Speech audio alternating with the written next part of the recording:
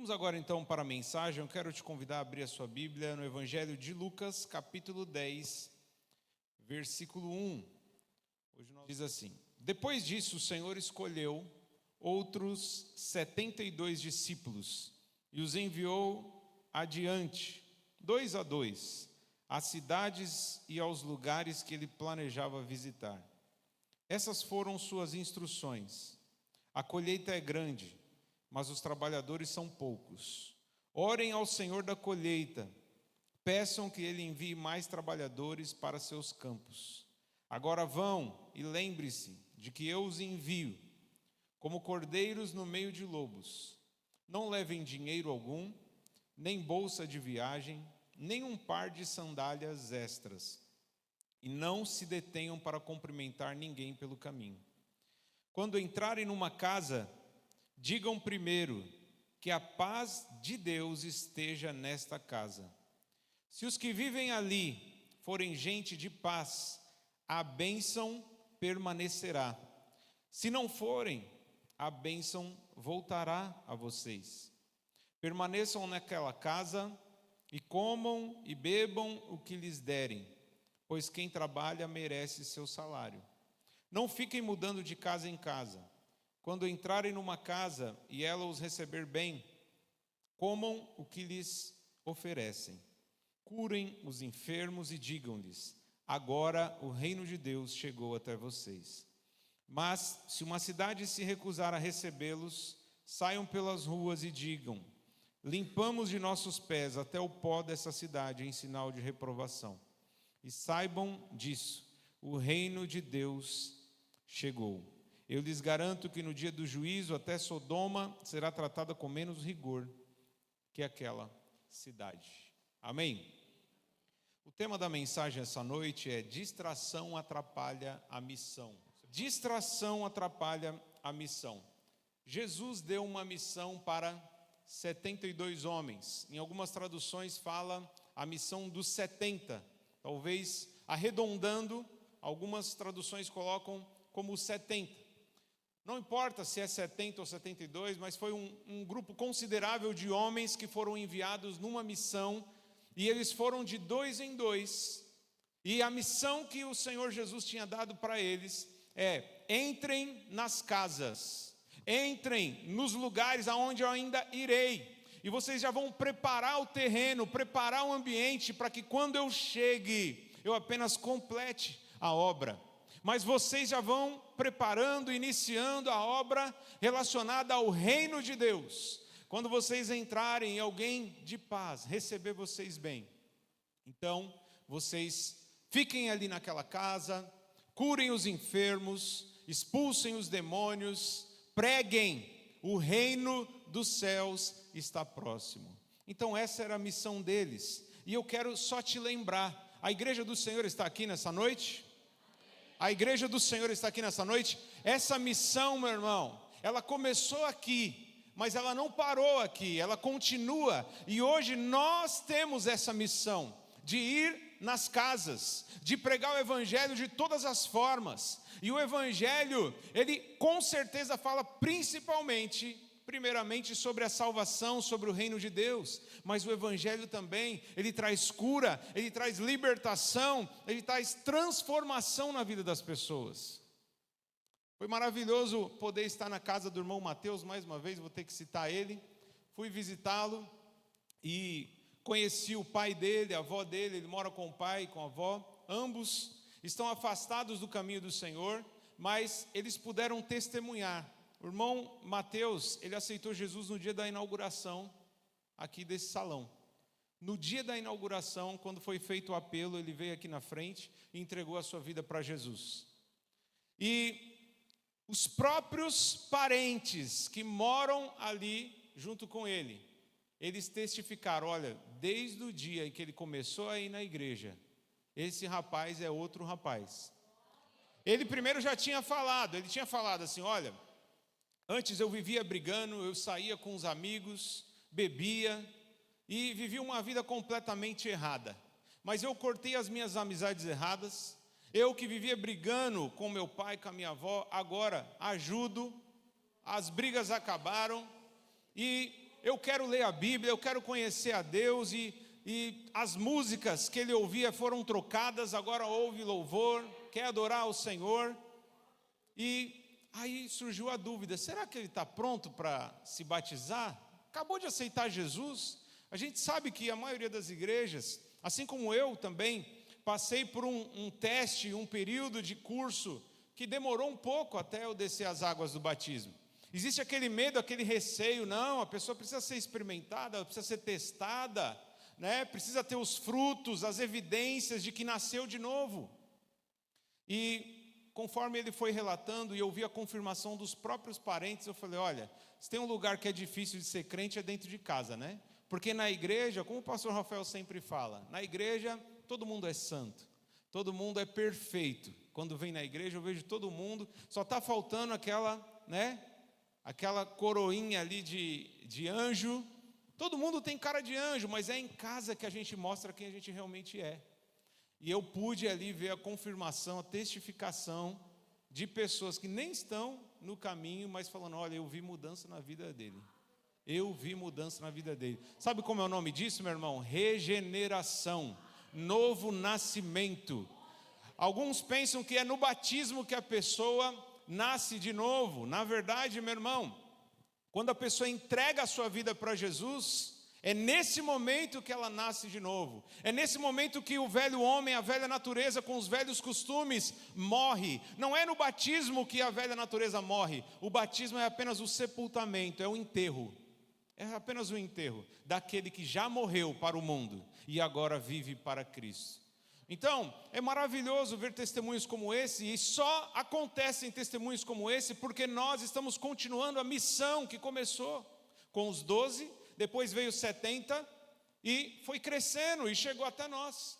E hoje nós temos pregado o Evangelho e temos visto, por meio do Espírito Santo, por meio da pregação do Evangelho, temos visto o mesmo resultado, vidas sendo transformadas, mudanças radicais na vida de pessoas improváveis, pessoas que às vezes os outros olhavam e falavam, esse aí não tem jeito, esse aí, e o Senhor Jesus calou a boca dessas pessoas e falou, tem jeito sim, aonde eu opero, aonde eu entro, tudo muda, tudo é transformado. Então é maravilhoso isso, nós sabermos que a nossa missão está sendo cumprida. Claro que temos muito o que melhorar, há muito trabalho a ser feito. Nós não precisamos nos preocupar apenas em ganhar as almas, nós precisamos também cuidar delas, discipular, batizar, acompanhar as almas. Não é? E é um trabalho árduo que não é um trabalho só de pastor, é um trabalho e é uma missão de toda a igreja. Porque o Senhor Jesus, Ele deu a missão para todo aquele que crê nele, testemunhar aquilo que Ele fez na sua vida. Amém, irmãos? Então eles receberam essa missão, vão. Só que o Senhor deu uma dica de ouro. O Senhor Jesus, Ele deu uma dica importante para que eles tivessem sucesso na missão, para que a missão não fracassasse, não falhasse. Ele deu a seguinte orientação no versículo 4, coloque novamente no telão, Lucas 10, 4. Não levem dinheiro algum, nem bolsa de viagem, nem um par de sandálias extras, e não se detenham para cumprimentar ninguém pelo caminho. Eu queria que você prestasse atenção, principalmente na parte B, na segunda parte do versículo. E não se detenham para cumprimentar ninguém pelo caminho. Será que Jesus estava ensinando os seus discípulos a serem mal educados? Quer dizer que se eu estiver indo na missão, estou andando, e alguém me parar para me cumprimentar, eu simplesmente ignoro e falo não e vou embora. Jesus estava ensinando os seus discípulos a serem mal educados? Não, meu irmão. Ele estava ensinando dois princípios importantíssimos que eu quero que você guarde para a sua vida. Eu quero que você grave bem para que você também tenha sucesso na sua missão, como uma testemunha do Senhor Jesus. Amém. Queria te lembrar da mulher samaritana no poço de Jacó. Vocês lembram da mulher samaritana? Foi até falado no culto de jovens sexta-feira. Uma mulher que estava ali tirando água no poço de Jacó. De repente Jesus vem e pede água para ela. E depois Jesus acaba oferecendo a água viva para ela. Ela não entendeu muito bem que água era essa. Aí Jesus revela como que estava a situação dessa mulher. Essa mulher estava vivendo uma vida amarrada, uma vida presa. Ela já tinha, através da sua vida vazia, trocado de marido 5 vezes. E o atual companheiro dela era marido de outra pessoa. Então Jesus revela o que estava acontecendo na vida dessa mulher. E essa mulher fala: nossa, vejo que és profeta. E Jesus começa então a falar para ela sobre uma água que ia saciar a sede interior, a sede da alma dela. E essa mulher, ela sai então da presença de Jesus maravilhada, e a Bíblia diz que ela volta então para a sua região, e ela começa a testemunhar sobre o que Jesus tinha feito na vida dela. Essa mulher tinha feito curso de teologia, ela ficou 4 anos fazendo uma faculdade, estudando grego, hebraico, foi isso. Essa mulher, ela teve que passar por uma bateria de cursos, testes, teve que ficar 3 anos ali sendo experimentada para começar a testemunhar? Não, meu irmão. Imediatamente após o encontro que ela teve com Jesus, ela foi testemunhar. E muitos samaritanos ficaram interessados em ouvir a mensagem. Muitos samaritanos creram por causa do testemunho de uma mulher que teve um encontro com Jesus. Então, se você teve um encontro com Jesus uma vez na sua vida, você não apenas pode, mas deve testemunhar sobre aquilo que Jesus fez na sua vida. Porque Jesus não quer salvar apenas você, meu irmão. Jesus não ama só eu e você. A Bíblia diz que Deus amou o mundo inteiro. João 3,16, porque Deus amou o mundo, que deu o seu unigênito Filho, para que todo aquele que nele crê não pereça, mas tenha a vida eterna. Jesus quer salvar o máximo de pessoas possível. Em 1 Timóteo fala que nós devemos orar por todas as pessoas, por todos os homens, porque Deus deseja que todos se salvem. Ele sabe que nem todos vão se salvar, Ele sabe que nem todos vão crer, mas o desejo dele é que o máximo de pessoas se salvem. E por isso nós precisamos testemunhar, por isso nós precisamos falar sobre aquilo que Jesus tem feito na nossa vida. Então você também tem uma missão de testemunhar. Além da mulher samaritana, aqueles que já estão mais familiarizados com as histórias de Jesus, com os evangelhos, vão lembrar sobre um endemoniado, o gadareno, um homem que vivia em Gadara, ou Gerazeno em algumas traduções. E esse homem, a Bíblia diz, ele tinha uma legião de demônios, possivelmente o corpo dele tinha 2.000 demônios aproximadamente. Um homem vivia nos cemitérios, ele vivia acorrentado, quebrava as correntes de tanto demônio que tinha na vida dele. Um dia ele teve um encontro com Jesus. Um único encontro com Jesus foi o suficiente para ele ter a sua vida completamente transformada. E quando então ele percebe que Jesus foi o responsável pela sua transformação, ele fala: Jesus, eu quero te seguir, eu quero ir onde o Senhor vai. Aonde o Senhor estiver, eu quero ir, porque você mudou a minha vida. Jesus falou: não, volte, vai para a sua região e conte tudo o que aconteceu com você. E esse homem foi testemunhar na sua região sobre tudo aquilo que tinha acontecido, imediatamente após um encontro com Jesus.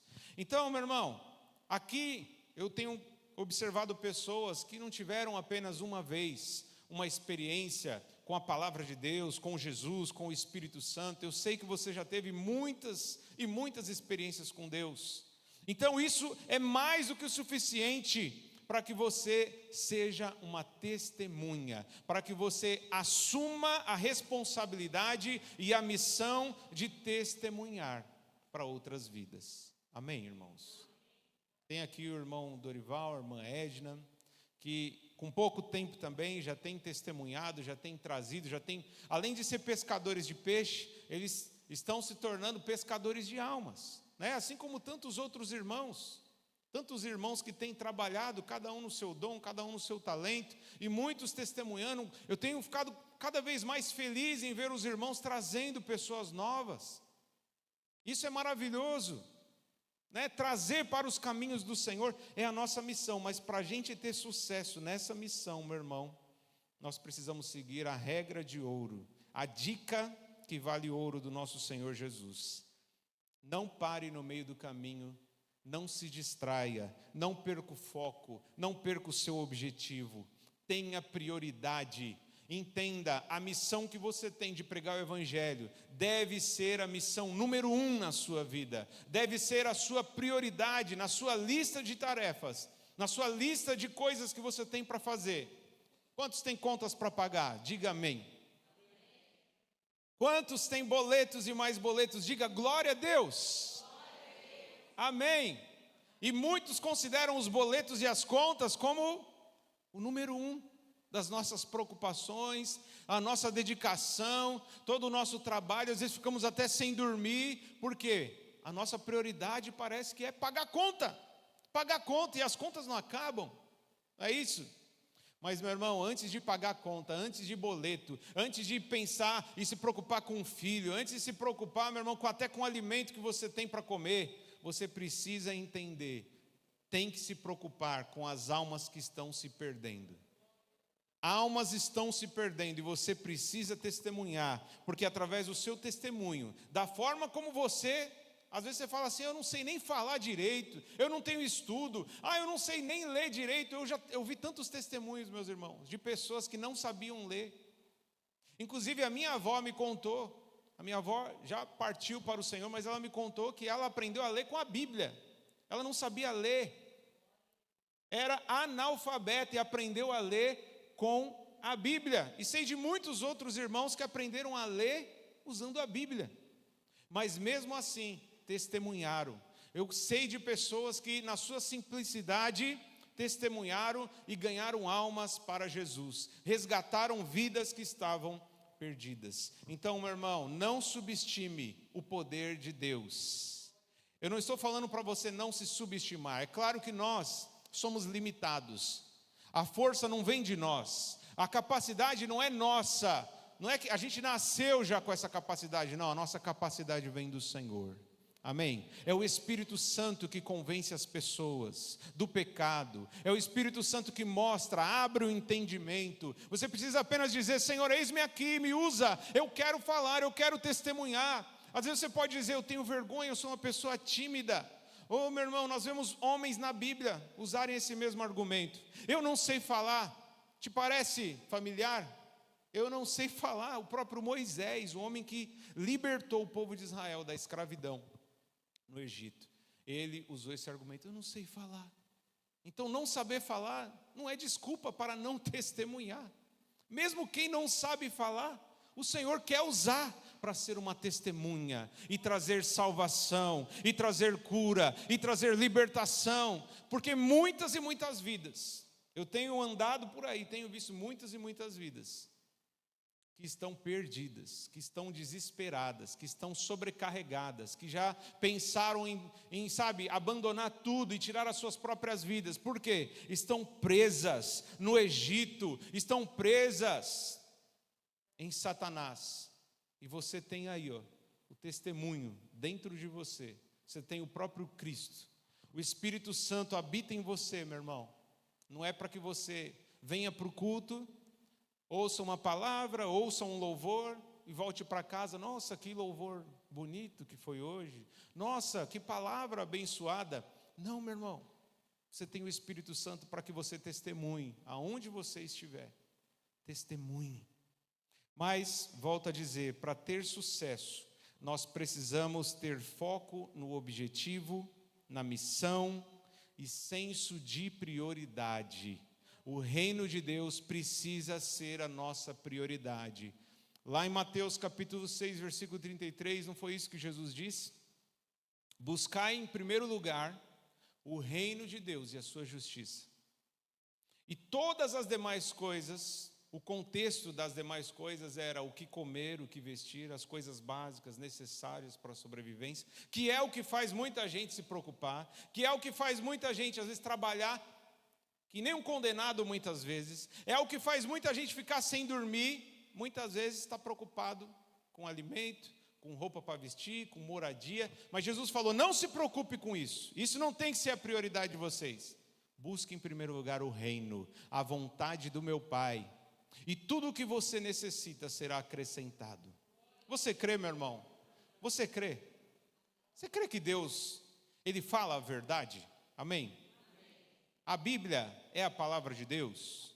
Deus é fiel e verdadeiro? Eu tenho visitado algumas pessoas e eu tenho desafiado pessoas que muitas vezes têm, às vezes, duvidado, têm dado lugar à incredulidade. Pessoas que tiveram experiências com Deus e estão, de repente, querendo duvidar da palavra de Deus, duvidar das palavras de Jesus. Eu falo, olha, você tem que ser honesto e dizer, ou Jesus era louco, ou Jesus era mentiroso, ou Jesus era verdadeiro. Alguns falando assim, será que céu e inferno existe mesmo? Será que isso não é uma criação? E a gente sabe como esse discurso está correndo por aí. A gente sabe que os filósofos, aqueles que estudam um pouco mais, começam a colocar esses conceitos.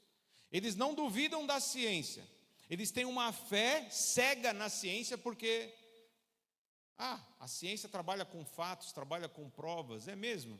Então me prova que o homem veio do macaco, me prova que o homem veio de uma bactéria. Não, porque um cientista tal disse, e ele criou uma teoria, ele criou uma teoria, ele disse, mas ele te deu alguma prova? Deu alguma prova material para você? Não, ele falou. Como ele estudou, eu acredito que é verdade. Então você está usando a fé. A única diferença entre nós e os ateus, meu irmão, é que nós temos fé na palavra de Deus. Eles têm fé na ciência e nos cientistas. Ambos necessitam de fé. Amém? Então eu creio que a Bíblia é a palavra de Deus. Eu creio que Deus é fiel e verdadeiro. Então, meu irmão, se Ele falou, nós temos que acreditar. Ele falou que vai suprir as nossas necessidades, vamos confiar. Não precisa se preocupar. Vamos colocar o reino dEle, a vontade dEle, a obra dEle, em primeiro lugar na nossa vida. Nós temos vivido numa geração onde acredito que a maioria já ouviu falar em TDAH. Quem já ouviu falar em TDAH? TDAH. Transtorno do déficit de atenção. Já ouviram falar? E tem bastante gente levando os seus filhos, em terapeutas, em psicólogos, tal, por causa de sintomas e características de TDAH. Eu queria ler aqui, eu fiz uma pesquisa e verifiquei que tem uma diferença no TDAH em crianças e o TDAH em adultos. E eu queria aqui destacar as características de uma pessoa que tem TDAH na fase adulta. Preste atenção. Os adultos com TDAH costumam ter dificuldade em organizar e planejar atividades do dia a dia, principalmente determinar o que é mais importante, ou o que fazer primeiro, dentre várias coisas que tiver para fazer. Estressa-se muito ao assumir diversos compromissos e não sabe por qual começar, com medo de não conseguir dar conta de tudo, acabam deixando trabalhos incompletos ou interrompem o que estão fazendo e começam outra atividade, esquecendo-se de voltar ao que começaram anteriormente. Alguém já passou por isso? Alguém já passou por isso? Sabe aquela experiência que você tem? Você fala assim, eu vou ali pegar a minha chave. E quando você está no meio do caminho para pegar a chave, você vê uma carteira. Você fala, nossa, a carteira. Daqui a pouco você continua andando, você vê, nossa, o controle da televisão que eu estava procurando. Aí você para e fala assim, eu estava procurando o quê mesmo? O que eu estava fazendo em primeiro lugar? Era a chave. Era a chave, não é? Então, através de exemplos como esse, muita gente, ao assistir vídeos na internet, de psicólogos, especialistas que falam sobre TDAH, falam, não, então eu tenho TDAH. E não é, meu irmão. E não é. A gente recomenda, A gente não é contra você ir num psicólogo, ir num psiquiatra. A gente recomenda, claro que antes de mais nada nós confiamos no Senhor, nós oramos, mas a gente faz aquilo que a Bíblia recomenda, Se for para dar remédio, se for para levar nos médicos, você leva. Aquilo que os médicos não conseguirem resolver é aquilo que o nosso Deus é especialista em fazer. Ele é aquele que é especialista nas causas impossíveis. Ele é o especialista em milagres. Aquilo que não é milagre, Ele deu inteligência, Ele deu sabedoria aos homens, nós confiamos na inteligência que Ele deu para os homens. Então, muitos acham assim, não, então eu acho que eu tenho TDAH. O que eu ia fazer mesmo? Nossa, eu já esqueci. Toda hora eu esqueço. Planejo fazer um monte de coisa, começo uma, depois quando eu vejo eu me perdi e acabo não fazendo nada.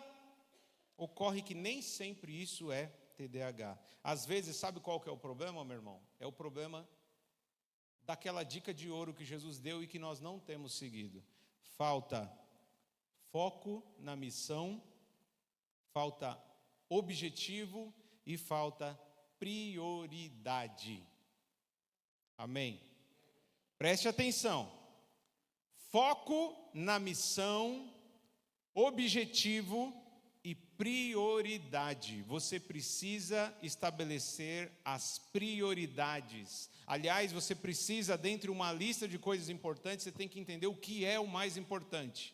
E focar naquilo, e não se distrair, não parar no meio do caminho para fazer mais nada antes de terminar aquela tarefa que você considera mais importante. E lembrando, qual é a tarefa mais importante do cristão? Qual é a missão mais importante do cristão? Eu não ouvi? Buscar o reino de Deus, amém. Mas nós estávamos falando desde o início aqui, da missão dos 70. Qual era a missão deles? Eles pregaram o reino de Deus, pregaram o evangelho, curaram, expulsaram demônios. E essa missão era só deles? Morreu com eles? É para todos nós, não é? E todo mundo está conseguindo fazer essa missão com sucesso, com êxito? Muitos nem sabiam que tinha essa missão, né? Achavam que essa era uma missão só de pastor, né? Não, orar por enfermos, pregar o evangelho, isso aí é só para evangelista, pastor. Testemunhar sobre Jesus, não, eu não sei falar. Então todos temos essa missão. E muitas vezes nós não estamos conseguindo ter êxito nessa missão, porque nos falta foco, objetivo e prioridade. O reino de Deus, a vontade de Deus, a obra de Deus não pode ser o resto do seu tempo. Se sobrar tempo, se der, se não chover, se não fizer tanto sol, aí eu faço. Não, meu irmão, tem que ser a prioridade da sua vida. Quando você considera uma coisa importante, por exemplo, trabalho é importante ou não é? É importante, não é? Você foi contratado para trabalhar numa empresa que você tanto sonhava. E aí você descobre que você tem que entrar às 6 horas da manhã. É uma coisa importante para você. E o que você faz? Você acorda bem cedo e procura chegar até antes das 6. Agora, se você acorda às 7 horas da manhã, sabendo que você tem que entrar às 6, está mais do que comprovado que o trabalho não é uma prioridade para você. Então, todo brasileiro, a maioria, né, dos brasileiros, acorda cedo porque entende que trabalho é uma das coisas mais importantes. Sem trabalho, não tem dinheiro, sem dinheiro não tem alimento, não tem roupa, não tem moradia. Então, é uma prioridade. Agora, oração é importante? É importante? Ler a Bíblia é importante? Estar na igreja, em comunhão com os irmãos, congregando no nome de Jesus, para adorar ao Senhor, é importante? Amém? Está meio fraco o amém. Sim ou não, irmãos? É importante? Mas muitas vezes, na prática, quando nós trocamos a oração, a palavra, os momentos de adoração, os momentos de comunhão com os irmãos para fazer qualquer outra coisa, fica comprovado que o reino de Deus não é a nossa prioridade. Não é a nossa prioridade. Eu sei que existem situações que, de fato, é compreensível, né? Até quando uma pessoa está trabalhando de domingo, como é o meu caso, eu trabalho um domingo sim, um domingo não. Hoje eu trabalhei, vim direto para cá, mas eu poderia argumentar o seguinte: eu trabalhei, eu estou cansado. Irmãos, quando chega nesses dias, um domingo sim, um domingo não, que eu trabalho, venho direto para a igreja, às vezes eu não quero nem ficar muito perto dos irmãos, porque não deu tempo nem de eu tomar banho. Então, já fica a dica, meus irmãos, tá? Eu vou te cumprimentar um pouco mais à distância. Por quê? Eu não tive tempo de ir para casa e tomar banho. Eu vim aqui para o ensaio, direto do serviço, e vou ficar aqui até o final, até a última pessoa sair. Por quê? Para mim, fazer a obra de Deus é uma prioridade na minha vida. Se a minha prioridade fosse tomar banho, eu tomo banho, tá, irmãos? Mas se ela fosse mais importante do que estar cumprindo a minha missão, eu poderia usar todos os argumentos e desculpa, ainda mais aqui, né? Não é um pastor só, tem um pastor Rafael, hoje eu vou tomar banho. Os domingos que eu trabalho, eu não vou nem para a igreja. Estou cansado, preciso tomar um banho, relaxar, não vou. Mas, meu irmão, a minha missão é pregar o evangelho. A minha missão é testemunhar aquilo que Jesus fez na minha vida e aquilo que está na palavra de Deus. Então, eu tenho que colocar isso como o primeiro lugar na minha vida. Claro que a missão do crente não se resume só a trabalhos feitos dentro da igreja. Quando você ajuda o próximo lá na rua, na sua vizinhança, na sua família, você está colocando o reino de Deus em primeiro lugar. É claro, a gente tem essa compreensão. Mas, meu irmão, é extremamente importante você estar reunido como igreja. É extremamente importante. E nós temos conversado, né, entre a liderança e temos orado, inclusive vê hoje tantas pessoas, respostas de oração, porque teve muitos cultos que a gente pensava assim, meu Deus, a gente sabe que existem imprevistos, que existem coisas, situações que a pessoa realmente não pode. Mas, às vezes, como já aconteceu comigo, será que realmente não pode ou será que escolheu outras coisas? Ou será que a igreja, a obra de Deus não é uma prioridade? E eu quero te encorajar nessa noite, meu irmão, priorize estar reunido com seus irmãos. Priorize estar congregado no nome de Jesus. Por quê? É no ajuntamento dos filhos de Deus que você é fortalecido, que você é edificado, que você tem a oportunidade de amar e ser amado, que você recebe a orientação que vem da parte de Deus, que você pode adorar a Deus em espírito e em verdade junto com os seus irmãos. A gente sempre fala daquele exemplo dos predadores, né? Os predadores, leões, né? Felinos em geral, eles vão atacar ali um bando de zebra, mas eles não vão no bando todo. Eles esperam, às vezes, a zebra mais jovem, ou a que já está machucada, aquela que já está um pouquinho idosa, assim, e fraquinha, aquela que não consegue acompanhar o ritmo dos demais do bando. Ele pega esse que se afasta do bando. Por quê? Porque ele não vai ter tanto trabalho. Ele quer predar, ele quer caçar, ele precisa devorar. E então, ele não quer correr o risco de perder, se desgastar e perder o alimento dele. Então ele pega aquele que está mais afastado do bando. Eu tenho certeza que você já teve a oportunidade de ver isso, vídeos, onde às vezes um filhote se perde, ou algum animal do bando se perde, e esses são presa fácil. Então, meu irmão, é exatamente assim que acontece no mundo espiritual. Aqueles que estão unidos, que estão junto com o bando, que é a igreja, dificilmente vão ser atacados pelo inimigo, e o inimigo vai ter sucesso, dificilmente.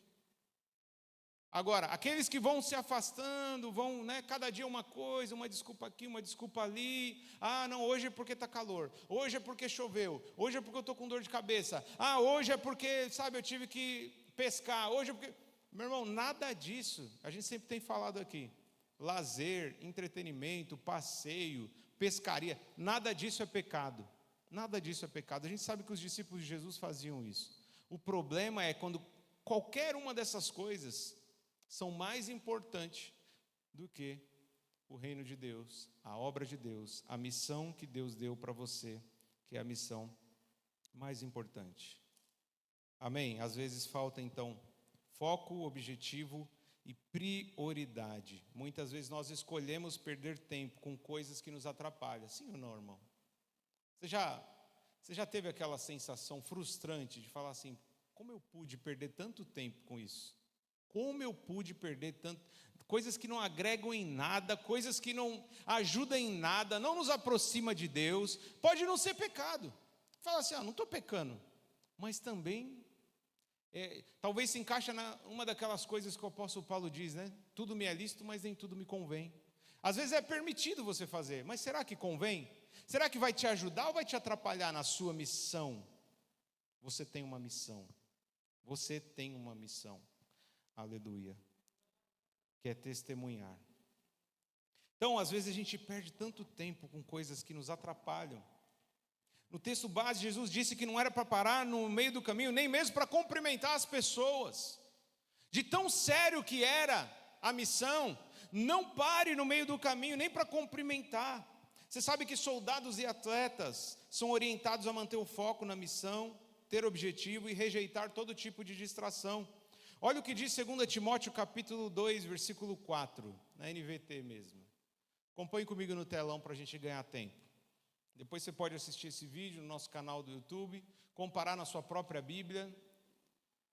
2 Timóteo capítulo 2, versículo 4 diz assim: nenhum soldado se deixa envolver em assuntos da vida civil, pois se o fizesse não poderia agradar o oficial que o alistou. Quero contar mais uma novidade que alguns nunca pararam para pensar e não perceberam ainda. Você foi alistada no exército de Deus. Amém? Você é um soldado do exército de Deus. Quando você entregou a sua vida para Jesus, você estava ali se alistando no exército de Deus. Você tem um general que se chama Jesus de Nazaré. E quando as pessoas se alistam nos exércitos, então o exército brasileiro, graças a Deus o exército brasileiro não enfrenta guerras há muitos anos. Mas a gente sabe que outros países estão em guerra, não é isso? Israel não está lá em guerra. A faixa de Gaza, a guerra lá contra o Hamas, aqueles que assistem jornais ou leem jornal, podem comprovar isso. Israel está em guerra. Um soldado que se alista, ele pode falar assim: não, hoje eu não vou. O meu superior me deu uma missão, mas hoje eu vou ficar jogando videogame. Hoje eu vou jogar bola com os meus amigos. Hoje eu vou ter um passeio, ter um momento de lazer com a minha família. Pode fazer isso? Por quê? Ele tem um compromisso sério, ele tem uma missão, e aquilo é a prioridade da vida dele. Ele tem que obedecer o seu superior. E por que nós achamos que, porque o nosso general é amoroso, é gracioso, a gente pode fazer de qualquer jeito e pode colocar outras coisas como prioridade, como mais importante do que a missão que Ele nos deu? Ele é sim um Deus de graça, um Deus de misericórdia, mas a Bíblia diz que Ele também é fogo consumidor. Ele é o justo juiz, e nós haveremos de prestar contas de todas as nossas obras, sejam obras úteis ou inúteis que fizemos aqui na nossa vida. Então, amado irmão, é tempo de nós levarmos a sério o compromisso que nós fizemos como soldados do exército de Deus. Ele é o nosso general, aleluia. 2 Timóteo, capítulo 2, versículo 4, esse texto que nós lemos, tem uma tradução bem simples, eu acho que não tem aí no Rolírics, que eu sei, que é a tradução viva, que diz: e como soldado de Cristo, não se deixe prender pelos negócios deste mundo, porque assim você não pode satisfazer aquele que o alistou em seu exército. Não se prenda, não permita que as coisas dessa vida, as coisas desse mundo venham amarrar você de uma forma que você fique paralisado e não consiga cumprir a sua missão. Meu irmão, se você tem uma missão de pegar a chave, não pare para pegar a carteira, não pare para pegar o chinelo, não pare para pegar o controle remoto. Pegue a chave. Amém? A sua missão é testemunhar. Não pare no meio do caminho, nem mesmo para cumprimentar ninguém. Não se distraia, nem com as coisas mínimas que esse mundo tem para oferecer. Eu ouvi relatos, meus irmãos, de atletas olímpicos que abriram mão até de namorar, porque eles tinham uma missão, um objetivo de ganhar uma medalha de ouro. E ganharam. Normalmente, aqueles que ganham medalha de ouro são aqueles que mais se sacrificam e abrem mão de muitas coisas. Abrem mão de conforto, eles têm que ter uma dieta que você não gostaria de comer o que eles comem, ou deixar de comer o que eles deixam de comer. E eles têm uma vida completamente restrita. Não tem os momentos que nós temos, né?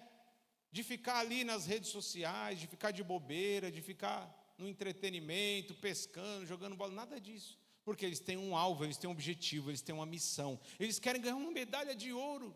E é disso que se trata o reino de Deus, meu irmão.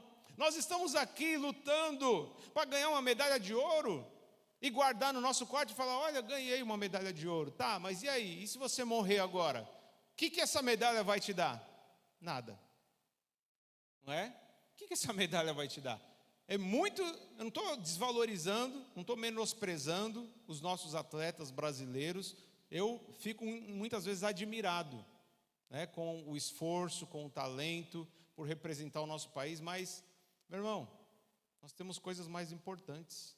Nós temos uma missão que é infinitamente superior à missão de ganhar uma medalha de ouro através de um jogo esportivo. A nossa missão é testemunhar, a nossa missão é ganhar almas, é expandir o reino de Deus, é saquear o inferno.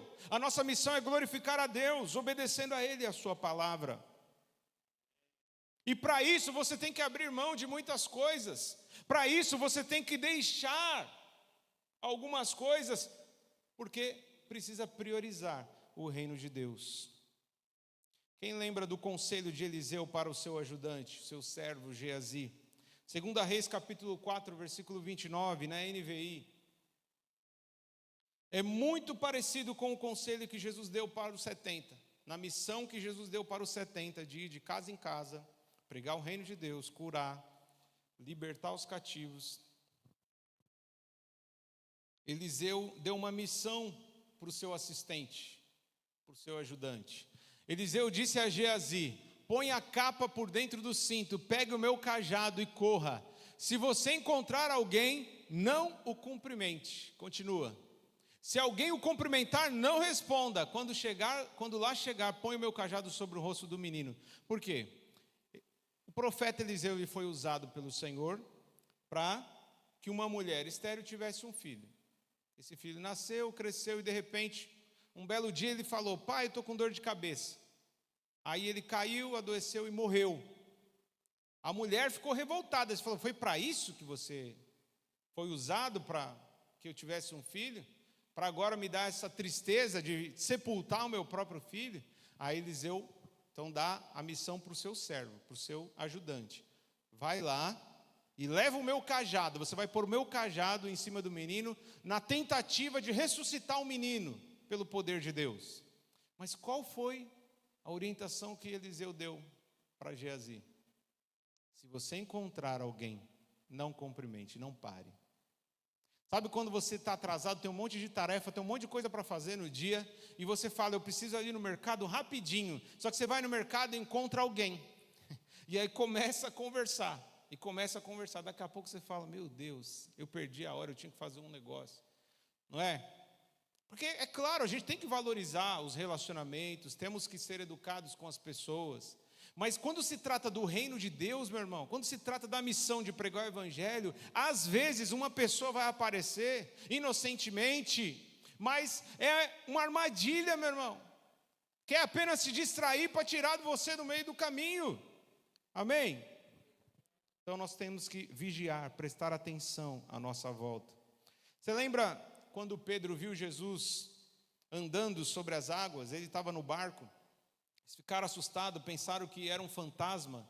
Alta madrugada, Jesus andando assim por sobre as águas, e Pedro ficou meio receoso e falou: se é o Senhor mesmo, deixa eu ir ao teu encontro, deixa eu andar sobre as águas também. Jesus falou: pode vir, pode vir. E a Bíblia diz que enquanto Pedro estava olhando para Jesus, amém? Ele estava olhando para o alvo. Ele tinha um foco bem definido, ele tinha um objetivo e uma prioridade. Eu preciso andar sobre as águas, então eu tenho que olhar para Jesus. Enquanto ele olhou para Jesus, ele andou sobre as águas. E nós entendemos que as águas, elas simbolizam os problemas, as circunstâncias. Enquanto você estiver olhando para Jesus, meu irmão, você vai andar acima dos problemas e não abaixo deles. Mas a Bíblia diz que Pedro, ele perdeu o foco, ele se distraiu com o barulho do vento, com a água agitada. Ele começou a olhar para o vento e para o mar, e ele começou a afundar.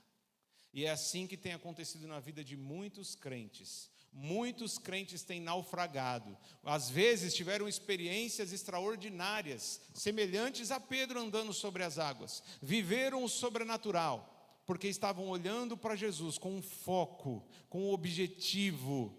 tinha Cristo como alvo, tinha Cristo como prioridade, e estavam andando, vivendo o sobrenatural, e de repente começaram a olhar para as circunstâncias, de repente começaram a se distrair com os problemas, de repente começaram a se distrair até com o entretenimento, com as coisas dessa vida. Então começaram a naufragar, começaram a afundar. Meu irmão, se tem uma coisa que você precisa guardar nessa noite, ainda que você não preste atenção em grande parte dessa pregação, mas tem uma coisa que você precisa gravar: você precisa ter prioridade, você precisa ter foco, você precisa colocar o reino de Deus em primeiro lugar na sua vida. Não se distraia no meio do caminho. A nossa jornada até o céu é uma jornada que muitas vezes é longa. Nós andamos por um caminho estreito, nós passamos por uma porta estreita, é um caminho de dificuldade, nós temos uma cruz para carregar, nós temos que negar a nós mesmos diariamente. E muitas vezes o inimigo vai colocar distrações no meio do seu caminho, para tirar você do meio do caminho. Não se distraia, não se distraia. Eu lembro de José do Egito. José do Egito, ele tinha um sonho. O Senhor deu um sonho para ele, que ele ia ser um homem poderoso. E foram tantas e tantas tentativas de tirar ele do foco, do objetivo, do sonho que Deus tinha colocado na vida dele. Ele foi vendido como escravo pelos próprios irmãos. Um dia apareceu uma mulher, que era a mulher do seu patrão, e queria se deitar com ele. Meu irmão, se ele se deitasse com essa mulher, seria o fim dele. Deus não ia estar com ele. Mas ele foi forte, fiel, ele teve foco, prioridade. Ele sabia que não podia ficar ali lutando contra uma coisa que às vezes era mais forte que ele, então ele saiu correndo. Ele foi acusado injustamente, mas o Senhor o honrou. Aleluia, louvado seja o nome do Senhor. Ele teve foco, objetivo, ele não se distraiu, nem com os problemas, nem com o abandono, a traição dos irmãos, nem com a mulher que queria se deitar com ele. As distrações têm afastado muitos crentes das coisas mais importantes, como oração, Bíblia, louvor, família e igreja. Meu irmão, é lamentável, não é? Às vezes uma família sentada na sala, mas cada um com seu celular, cada um distraído. As famílias estão se perdendo, se acabando. Não há diálogo, não há conversa, porque antes a conversa familiar, sentar à mesa para jantar e conversar, era uma prioridade. E hoje deixou de ser uma prioridade. Hoje a prioridade, não é? E por causa disso, muitas famílias estão juntas, porém separadas. Estão no mesmo ambiente, mas muito distante um do outro. Então, as distrações, meu irmão, têm afastado você, talvez, da família, tem afastado você da igreja, tem afastado você de Deus, tem afastado você da sua missão, do objetivo que você tinha na sua vida, quando Cristo entrou na sua vida. Então, meu irmão, não se distrai, não se distrai. Quantas pessoas eu tenho ouvido falar, eu planejei ir para a igreja, eu planejei, eu queria, sabe, eu desejei, mas parece que tudo acontece. Não é verdade? A pessoa fala, não, eu vou para a igreja, e de repente, só falta chover meteoro. Tudo acontece para você não ir. Agora, meu irmão, se alguém fala para você, olha, parece que estão distribuindo ali alguma coisa ali, Tupperware, vamos supor, um exemplo, só estão distribuindo uma Tupperware ali, pode chover meteoro. A pessoa muitas vezes ela atravessa o rio, passa no meio do fogo, faz de tudo, por causa de um Tupperware. Não é? Por quê? Talvez a prioridade na coisa errada. Será que o reino de Deus, a vontade de Deus não vale mais do que essas coisas tão pequenas? Amado irmão, queria dizer que Jesus ama você. Jesus ama você, meu irmão, e Ele quer que você esteja onde Ele está.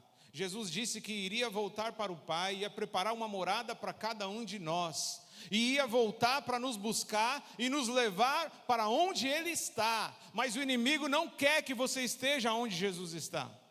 Então você precisa seguir a dica, a regra de ouro de Jesus. Não se distraia, tenha foco, tenha objetivo, priorize o reino de Deus.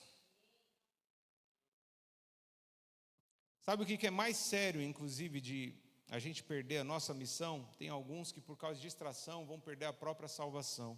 Mateus 24:37. Mateus 24:37 até o 39 na NVT. Quero pedir a sua paciência, meu irmão. Você está tendo uma oportunidade única. Mateus 24:37. Diz assim: quando o Filho do Homem voltar, será como no tempo de Noé. Nos dias antes do dilúvio, o povo seguia a rotina de banquetes, festas e casamentos, até um dia em que Noé entrou na arca. Não perceberam o que estava para acontecer, até que veio o dilúvio e levou todos. Assim será na vinda do Filho do Homem. A maioria das pessoas que não se salvarem serão como o povo que vivia nos tempos de Noé. Note que esse povo vivia nos banquetes, nas festas. Chamou para comer, estou dentro, não é isso? E a gente pode fazer esse teste.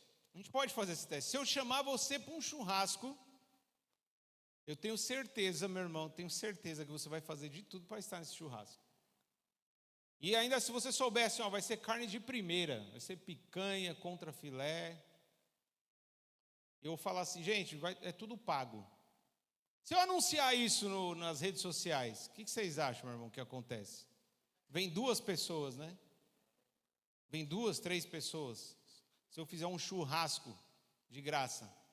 Agora, se eu falar assim, vai ter reunião de oração sexta-feira, 11 horas da noite. Quantas pessoas vêm? Porque, meu irmão, é a questão da prioridade. É a questão da prioridade. O povo, nos tempos de Noé, priorizava as festas, os banquetes, os casamentos. Noé estava obedecendo ao Senhor, estava colocando o reino, a vontade de Deus em primeiro lugar. Abriu mão da diversão, das festas e construiu a arca. Quem se salvou no final da história? Noé e a sua família. Aqueles que zombavam de Noé e ficavam apenas, despreocupados, distraídos, se perderam. Assim será quando o Filho do Homem voltar, quando ele vier novamente. Para finalizar, meus irmãos, Hebreus capítulo 12, versículo 2, diz assim: tendo os olhos fitos em Jesus. Essa é a solução para você e para mim. Tendo os olhos fitos em Jesus, autor e consumador da fé. Ele, pela alegria que lhe fora proposta, suportou a cruz, desprezando a vergonha, e assentou-se à direita do trono de Deus. Que os seus olhos estejam fixos em Jesus, que ele seja o seu alvo. O último versículo, Colossenses, o último texto que nós vamos ler hoje, Colossenses 3, verso 2 diz: mantenham o pensamento nas coisas do alto e não nas coisas terrenas. Glória a Deus. Mantenha o pensamento nas coisas do alto e não nas coisas da terra. Quanto tempo a gente gasta pensando nas coisas do alto? Quanto tempo a gente gasta pensando nas coisas da terra? E são exatamente as coisas da terra que têm nos tirado da nossa missão, têm nos distraído, têm nos esfriado, têm nos afastado de Deus. Então, meu irmão, que nessa noite você mantenha os seus olhos, o seu foco no alto, em Cristo, na missão que Ele deu para mim e para você. Se coloque de pé, meu irmão. Sabe, eu me admiro do meu sobrinho Nicolas. Cadê o Nicolas?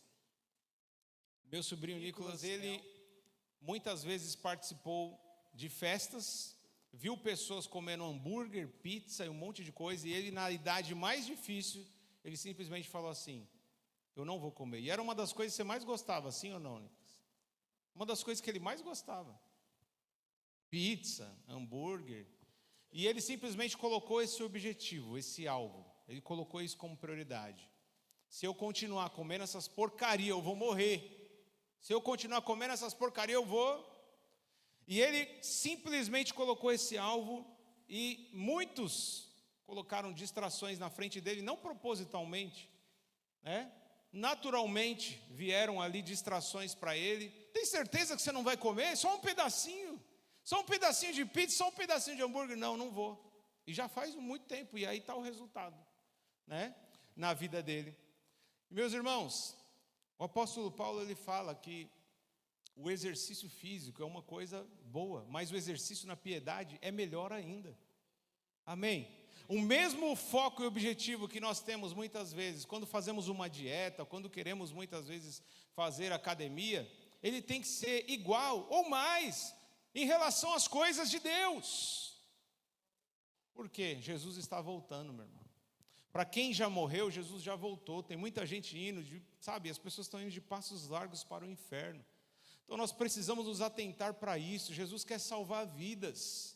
Jesus quer salvar vidas e Ele quer usar você. Você, meu irmão, do jeito que você é, com o conhecimento que você tem, com a força que você tem. Lembra o que Ele disse para Gideão? É a força que você tem. Você não precisa de mais força além daquela que você tem, porque sou eu que vou fazer na sua vida, e através da sua vida, é com a força que você tem, você vai derrotar os midianitas, como se fossem um só homem. Então é com a força que você tem, que você pode ganhar muitas almas no reino de Deus.